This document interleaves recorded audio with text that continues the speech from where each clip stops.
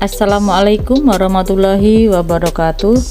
Berjumpa lagi dengan saya, Endang Sulastri dari SMA Negeri 1 Gading, calon guru penggerak Angkatan 4, kelas 97 dari Kabupaten Probolinggo. Pada kesempatan kali ini, kami akan menyajikan praktek coaching dengan murid di komunitas sekolah saya. Dalam konteks pendidikan Indonesia saat ini, pendekatan coaching menjadi salah satu proses menuntun kemerdekaan belajar murid dalam pembelajaran di sekolah. Pendampingan dengan pendekatan coaching menjadi proses yang sangat penting dilakukan di sekolah, terutama dengan diluncurkannya program Merdeka Belajar oleh Kementerian Pendidikan dan Kebudayaan Indonesia. Proses ini dapat membuat murid menjadi lebih merdeka dalam mengeksplorasi diri dan mengoptimalisasikan potensi guna mencapai tujuan pembelajaran. Harapannya, pendampingan murid melalui pendekatan coaching dapat menjadi salah satu langkah tepat bagi guru untuk membantu murid mencapai tujuan, yaitu kemerdekaan dalam belajar. Sistem among ing ngarsa suntulodo ing madya mangun karso tut wuri handayani menjadi semangat yang menguatkan keterampilan komunikasi guru dan murid dengan menggunakan pendekatan coaching. Tut wuri handayani menjadi kekuatan dalam pendekatan proses coaching sebagai seorang guru. Dengan semangat tut wuri handayani, maka perlulah kita menghayati dan memaknai cara berpikir atau mindset Ki Hajar Dewantara sebelum melakukan pendampingan dengan pendekatan coaching. Pendekatan komunikasi dengan proses coaching merupakan sebuah dialog antara guru dan murid yang terjadi secara emansipatif dalam sebuah ruang perjumpaan yang penuh kasih dan persaudaraan. Murid kita di sekolah tentunya memiliki potensi yang berbeda-beda dan menunggu untuk dikembangkan. Pengembangan potensi inilah yang menjadi tugas seorang guru. Apakah pengembangan diri anak ini cepat, perlahan-lahan, atau bahkan berhenti adalah tanggung jawab seorang guru. Pengembangan diri anak dapat dimaksimalkan dengan proses coaching. Coaching sebagaimana telah dijelaskan pengertiannya dari awal, memiliki peran yang sangat penting karena dapat digunakan untuk menggali potensi murid sekaligus mengembangkannya dengan berbagai strategi yang disepakati bersama. Proses coaching yang berhasil akan memotivasi para murid untuk menjadi lebih baik karena mereka merasakan potensi mereka tergali dan berkembang seiring dengan proses dan hasil dari coaching yang mereka telah lakukan. Mengingat pentingnya proses coaching ini sebagai alat untuk memaksimalkan potensi murid, guru hendaknya memiliki keterampilan coaching. Keterampilan coaching ini sangat erat kaitannya dengan keterampilan berkomunikasi. Pada kesempatan kali ini, kami akan menggunakan model Tirta sebagai praktik coaching kami. Tirta adalah kepanjangan dari T. Tujuan, I. Identifikasi, R. Rencana aksi, dan TA adalah tanggung jawab. Pada kesempatan kali ini, Mbak Sofi Amalia sebagai coach datang menemui saya untuk menyampaikan permasalahan yang dia hadapi selama ini. Menurut identifikasi yang sudah saya gali, dia menyampaikan bahwa akhir-akhir ini Mbak Sofi Amalia mengalami penurunan nilai pada mata pelajaran pendidikan agama Islam. Menurut keterangan dari Mbak Sofi, kemampuan dia dibandingkan dengan teman-temannya masih di atas rata-rata kelas. Tetapi entah mengapa teman-temannya mendapatkan nilai yang baik, sedangkan Mbak Sofiatun Amalia sendiri mendapatkan nilai cukup baik. Hal ini tentu akan menjadi pertanyaan besar bagi seorang murid. Kenapa hal ini bisa terjadi dan mengakibatkan Mbak Sofi terlihat murung pada akhir-akhir ini, sehingga menarik perhatian saya untuk bertanya, ada apakah gerangan dengan Mbak Sofiatun Amalia? Oleh karena itu, saya meminta Mbak Sofiatun Amalia menjadi coach pada praktek coaching saya kali ini.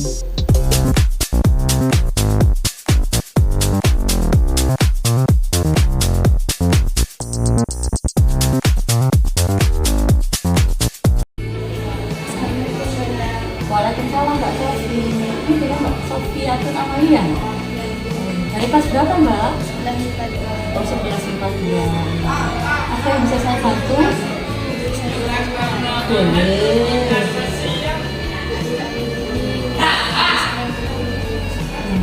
Pelajaran apa itu? Pelajaran pendidikan agama Islam. Kira-kira kenapa Mbak itu Mbak kok bisa memilih?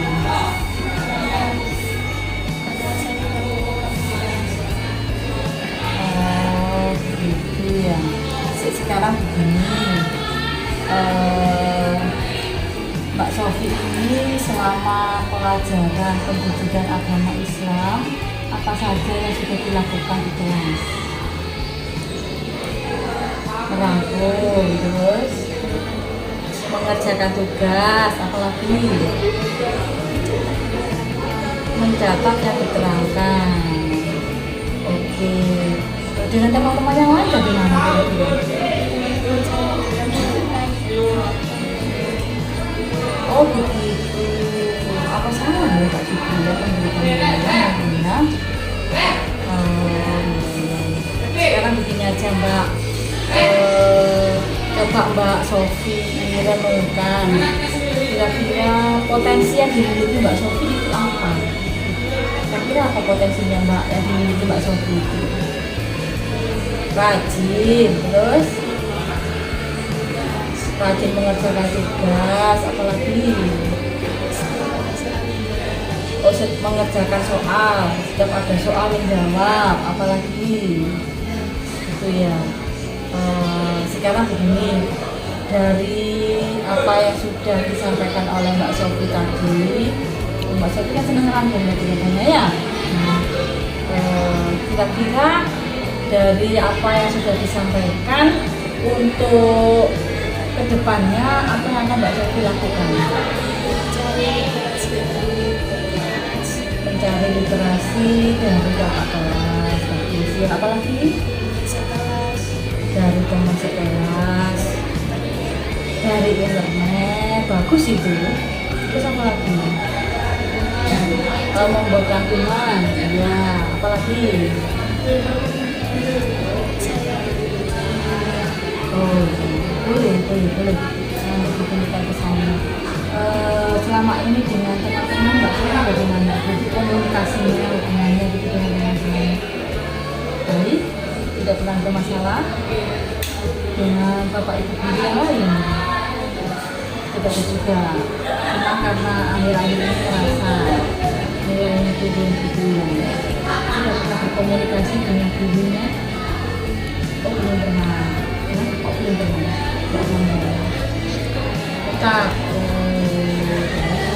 Iya, nggak usah takut, ngomong aja sama teman-teman saya gitu ya. Oke. Apa ya lagi ya yang bisa kita lakukan? Kedepannya dari tadi yang sudah disampaikan oleh Mbak Sofi tadi, kira-kira untuk yang dalam jangka pendek dalam waktu yang singkat ini, hal yang utama yang bisa dilakukan itu apa? Berdoa dan berusaha, bagus. Terus apa lagi? Usahanya itu apa saja? Usahanya kan doa toh. Bisa doa ya Allah kan nggak bisa. Tetap usahanya apa? Kira-kira mencari informasi. Terus selain itu berkomunikasi dengan dirinya. Ya bagus itu ya. Barangkali dari beberapa alternatif ini bisa di apa ya istilahnya dilaksanakan dalam waktu dekat. Ya, kemudian yang sekiranya bisa menjadi respon dari tanggung jawabnya itu apa? Dari yang sudah disampaikan Mbak Sofi tadi, tanggung jawab apa yang akan dilakukan setelah membuat rangkuman, setelah belajar, setelah bertanya ke kakak kelas, kira-kira apa yang akan dilakukan oleh Mbak Sofi? Memperlihatkan ke saya, udah boleh. Ada lagi yang mau disampaikan? Oh ya sudah. Begini ya, Mbak Sofi, saya rangkum lagi ya tadi yang disampaikan Mbak Sofi bahwa karena ada penurunan dari nilai PAI tadi ya, kemudian Mbak Sofi merasa bahwa sudah berusaha dengan baik, sudah mengerjakan tugas, membuat rangkuman, kemudian nilainya kok masih di bawah teman-teman begitu ya, sudah. Jadi nanti rencananya akan melakukan komunikasi dengan Pak gurunya ya, meningkatkan lagi terus belajarnya, tapi jangan menyerah ya, jangan menyerah, kemudian tetap semangat ya, tetap rajin belajar ini untuk mencapai cita-cita ya. Jadi sudah kapan kira-kira bukunya mau diminta ke saya? Oh, minggu depan ya sudah ya. Kalau memang seperti itu saya tunggu ya, saya tunggu dari apa ya, tanggung jawab yang akan dilakukan oleh Mbak Sofi. Sudah minggu depan ya. Ada lagi yang mau disampaikan? Sudah. Demikianlah praktek coaching yang telah kami laksanakan pada kesempatan kali ini. 4 unsur utama yang mendasari prinsip komunikasi yang memberdayakan adalah hubungan saling mempercayai, menggunakan data yang benar, bertujuan menuntun pada pihak untuk optimalisasi potensi, dan rencana tindak lanjut atau aksi. Aspek komunikasi yang perlu kita pahami dan kita latih untuk mendukung praktek coaching kita adalah komunikasi asertif, pendengar aktif, bertanya efektif, dan umpan balik positif.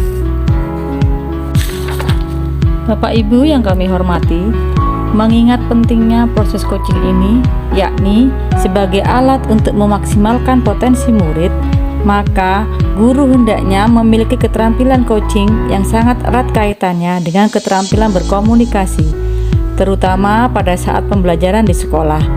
Murid kita di sekolah tentunya memiliki potensi yang berbeda-beda dan menunggu untuk dikembangkan.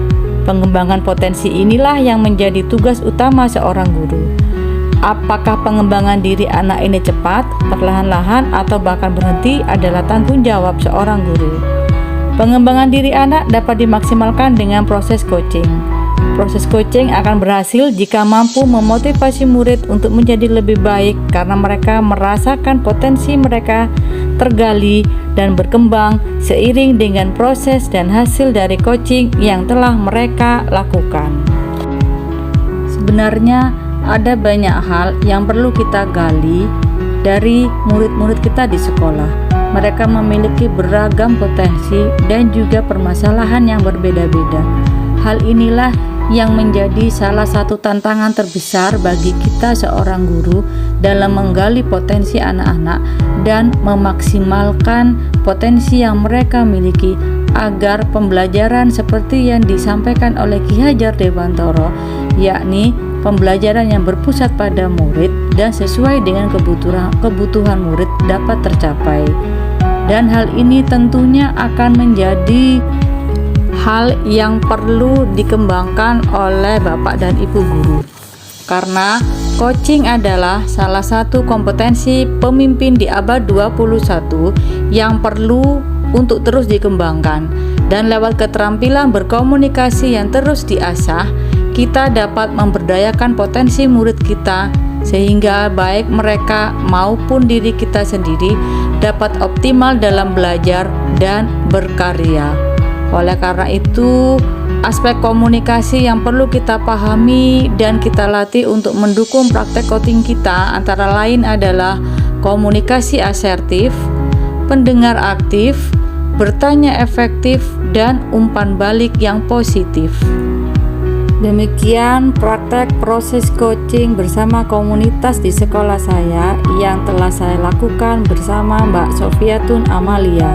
Semoga apa yang kita lakukan dapat membawa dampak dan perubahan yang baik bagi diri kita, bagi sekolah kita, dan juga bagi lingkungan di sekitar kita. Wassalamualaikum warahmatullahi wabarakatuh.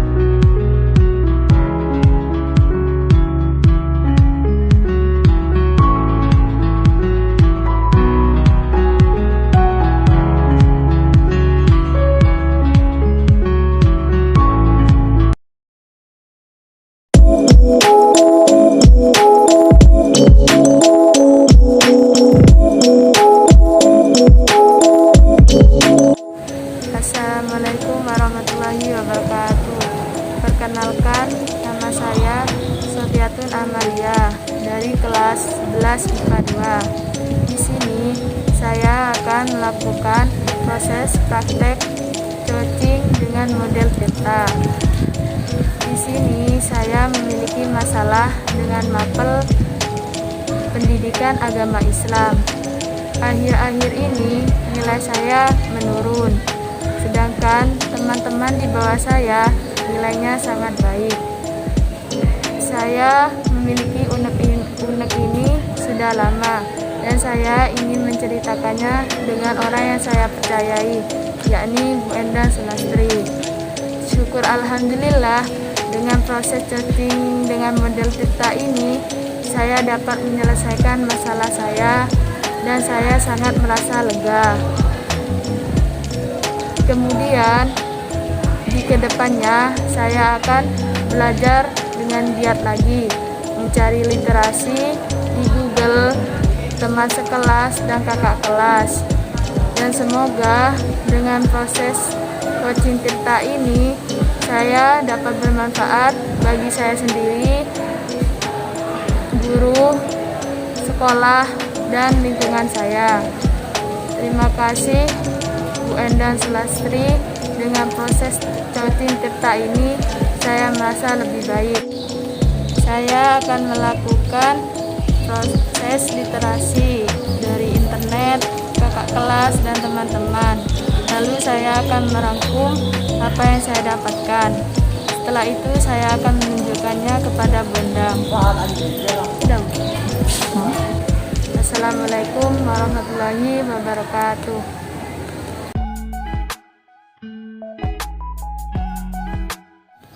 Assalamualaikum warahmatullahi wabarakatuh. Sebagai penutup pada proses coaching yang telah saya lakukan kemarin, saya akan menyampaikan bahwa kedepannya saya akan berusaha belajar dan belajar lagi bagaimana menggunakan proses coaching dengan model theta yang lebih baik lagi. Saya akan berusaha menjadi pendengar yang baik bagi peserta didik yang menyampaikan keluhannya atau permasalahannya kepada saya. Saya juga akan belajar membuat pertanyaan-pertanyaan pemantik yang menggiring dan mampu menggali potensi yang ada pada diri peserta didik saya. Kedepannya lagi saya akan berusaha menjadi lebih baik sebagai coach agar mampu menggali potensi yang ada pada peserta didik, kemudian mengoptimalkan potensi tersebut supaya bisa menjadi alternatif solusi pemecahan masalah yang terjadi atau yang sedang mereka hadapi di sekolah. Untuk itu saya akan belajar lebih banyak lagi dan juga akan sharing dengan teman-teman sesama CGP dan juga akan sharing dengan kepala sekolah, dengan waka kurikulum, dengan waka kesiswaan, dengan rekan-rekan sejawat saya. Semoga apa yang saya lakukan pada proses coaching kali ini bisa membawa manfaat dan dampak yang lebih baik lagi serta membawa perubahan kepada pembelajaran yang ada di sekolah. Saya akhiri. Assalamualaikum warahmatullahi wabarakatuh.